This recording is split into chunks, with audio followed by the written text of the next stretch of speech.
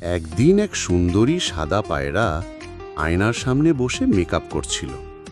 সে lipstick, powder, blush সব সাজসজ্জা করল। শেষে আয়নায় নিজেকে দেখে খুশি হয়ে সেলফি তুলল। ফোন হাতে নিয়ে সে স্টাইল করে বেরিয়ে পড়ল। অন্যদিকে নদীর ধারে সারস ছিপ ফেলে মাছ ধরছিল। হঠাৎ ছিপ নড়ে উঠতেই সারস উচ্ছ্বসিত হয়ে বলল, আরে বিশাল মাছ পেয়েছি। সারস মাছটা তুলে কেটে ধুয়ে উনানে রান্না করতে লাগল। সুগন্ধে চারদিক ভরে গেল।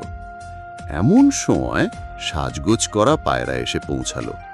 সারসের ছানারা তাকে দেখে খুশিতে চেঁচিয়ে উঠল, ওয়াও দিদি, কত সুন্দর। পায়রা হেসে বলল, চলো আগে ছবি তুলি, তারপর খাওয়া।